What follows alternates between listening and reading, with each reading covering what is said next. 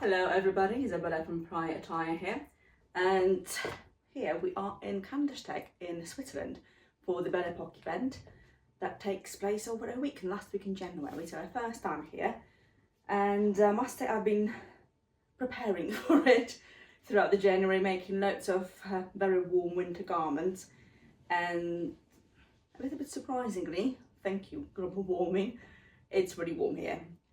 We had like plus 12 degrees the other day, so most of the snow on the town is gone or going, and I'm absolutely boiling in all the things I've prepared myself. So today we're going to have a look at very late 1890s winter get-up, winter suit in a slightly different shape that we are used to. I already have a few videos of the sort of last 5 years of the 19th century, so I'm going to spend a lot of time talking about the undergarments because you've seen it all, and if you haven't, just go back to the other videos. But basically today I'm just trying to adapt the stuff so I can actually go outside and not evaporate on the spot. So I'm already wearing my shoes and my very warm stockings made by Sally Pointer, and all the usual undergarments, including and a corset. The corset is very much a very new thing at that time. This style of lap seam corsetry started to appear in the 90s, and it sort of took off from there, and that's basically a very Edwardian shape. It still has a little bit of belly, but most of it is into the what we call the sort of S-band, which is not really a name that was used in the period. It's currently quite loosely laced, mostly because the garments I made, that suit, I thought I would be wearing it over all the undergarments and one maybe sort of little jersey and a blouse and a woolen waistcoat and then the suit, but it's far too warm for that. So to make sure that the suit looks presentable and has some tension to close it, I need to harness my corset. But also I've been spending the last week living on a diet of schnitzel and cheese, so I suppose it worked out all right after all. So for the petticoats, I've brought lots of winter petticoats. I'm wearing this little one, so that's actually the one you can get in my shop. It's based on the original petticoat from the Victorian Albert Museum, and it's just a very simple flannel affair with a couple of pin tucks and a different sort of waistband. Let me see if I can close it. Can't see much because of boobs, but it should be fine.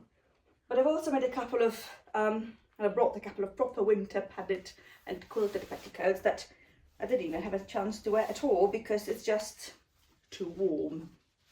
Let me see if I can put this one a little bit lower down. So I made this one last year, and it's a very strongly influenced by the Victorian Albert padded petticoat or quilted petticoat of the era, which was quite nice to make with a little upside down ruffle and ruffles at the back. There is a similar one in my shop as well if you ever think you need something warm. It feels like wearing a duvet, to be honest, but it's far too warm at the moment. So this one is going away, and I'm just going to opt for this one over the top. Maybe first a bit of a support. I'm going to use my little hook and the corset to anchor the little pad. I'm going to sneeze now, thank you.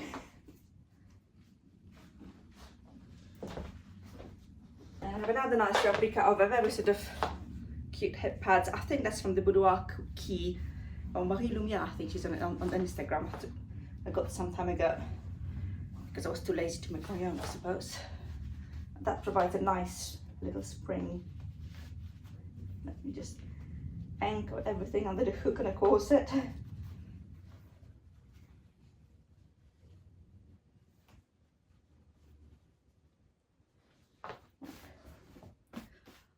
To be honest, I'm already too hot. It's quite dry. Right, petticoat. So as we spend a nice few days, we were lucky enough to have a little bit more snow at the beginning of the week, but then it all sort of melted through a different kind of iciness. So unfortunately all the sort of wintry activities we are supposed to participate in have been cancelled because there's no outdoor skating rink anymore. Can I button it up? Yes, I can. So that's this type of underskirt. I've already mentioned it in my other videos. Started to appear in the 90s. Lots of colour, lots of ruffles. You can have another one that is in cotton on top of that or under that, and I have one here somewhere.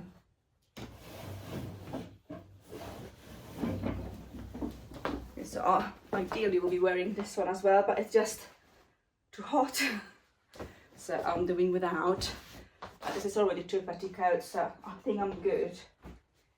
What I'm going to put next is just a simple blouse, mostly because that's something I can wear in public if I'm inside a hotel and not outside, so I can remove my jacket. And I think I will need my maid in a second to help with that.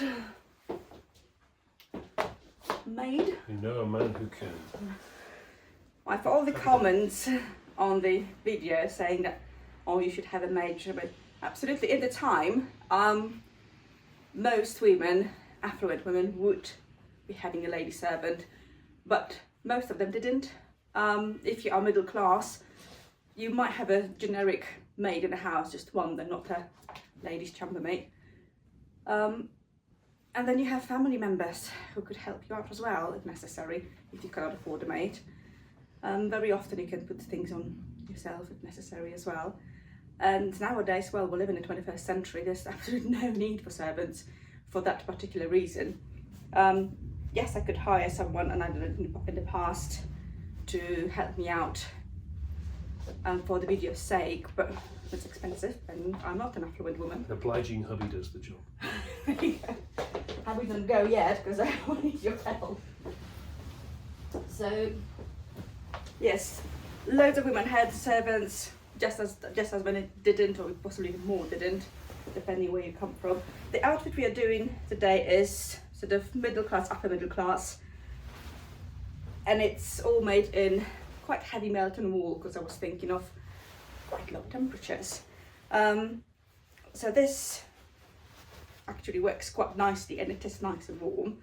The shape of the skirt is relatively new at that time. It's skimming over the hips, so it's quite narrow over the hips and then flares down below. I think it's called a trumpet skirt, and this one is more with a nice vintage trim. The waistband is just bound, just to reduce the bulk of the waistband. If you put the waistband in that particular wool, it's going to be bulky. Simple as that. And the back has just closing with hooks and little bars. But that's the placket is just one layer of wool, so it's not very thick, but it's thick enough to warrant that. The hem is reinforced with linen backroom and a little brush braid that can be removed when it's too damaged and worn. Right, I'm going to dive into it.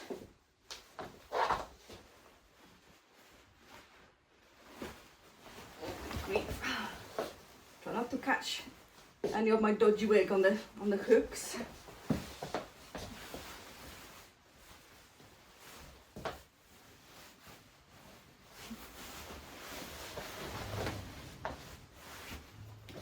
Okay. And a very well-trained husband can help me do the back bits. Obviously, as a well-trained wife, I'll return the favour when he does tricky things with his garments. Oh, so warm. I mean, it must be about 6-7 degrees outside at the moment. With windows sort of wide open.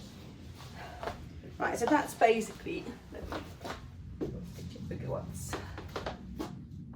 Just with a very sort of slight train that you can just hold up if necessary, but it just really skims the floor. It's a very fashionable shape. Now on top of that, I was planning to wear to wear the little waistcoat. I'm going to put it on just a second, just to give you some ideas. Very festive in a way. So I'm quite fascinated with the knitwear of the era. It looks very folky. So that would be my additional layer, but it's far too warm for it. Give me a little bit of a... I've repaired that quite recently. I'm just learning to knit, so I'm looking forward to getting more knitting inspiration from the era. So yeah, that is far too warm. If I need to be inside, I'll just put a little belt on. Let me see if I can put it on somehow. I think husband is necessary again.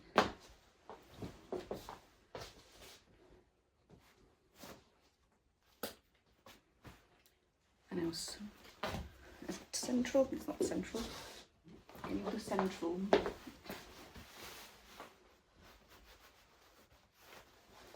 And I think that's this central, so that will work. And the next one will be a jacket. And the jacket is, again, Melton wool with the same vintage decoration. Has been painstakingly hand stitched. And with some scraps of fur that I got ages and ages ago in some charity shop. Not sure what it is, but quite soft. So that would be it. It might need some boning, but I'll see how it goes.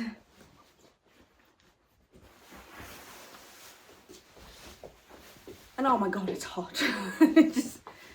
I'm going to take it off in a second. I put a separate video of us going out, but it just closes all the way here. We're just meeting friends downstairs in the lobby and going shopping for some hats.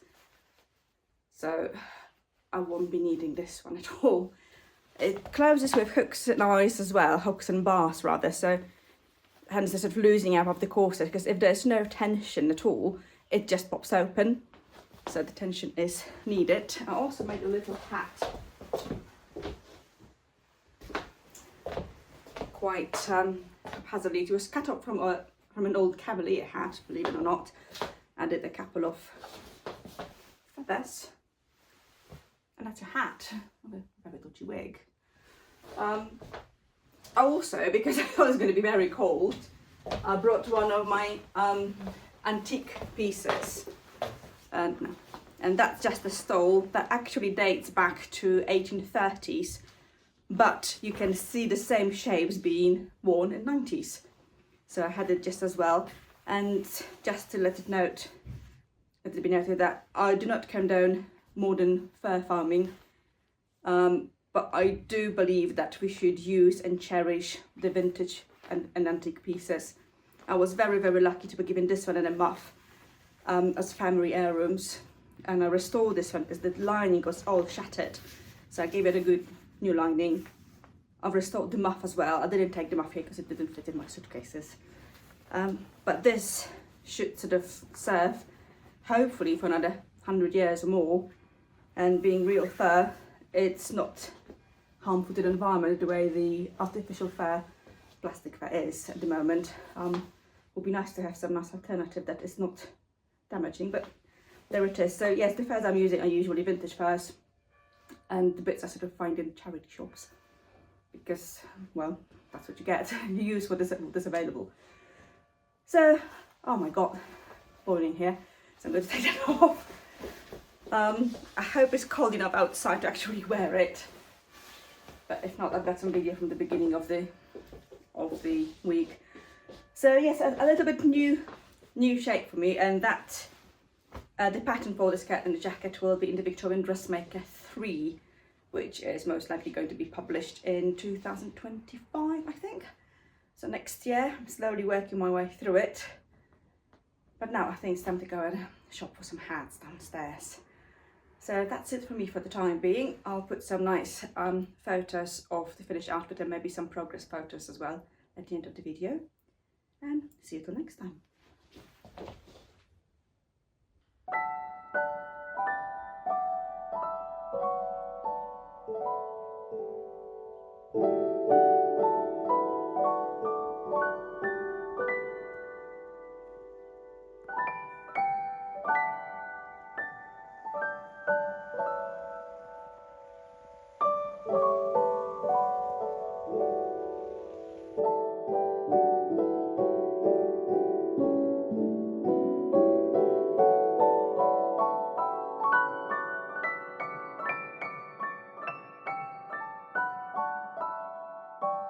you.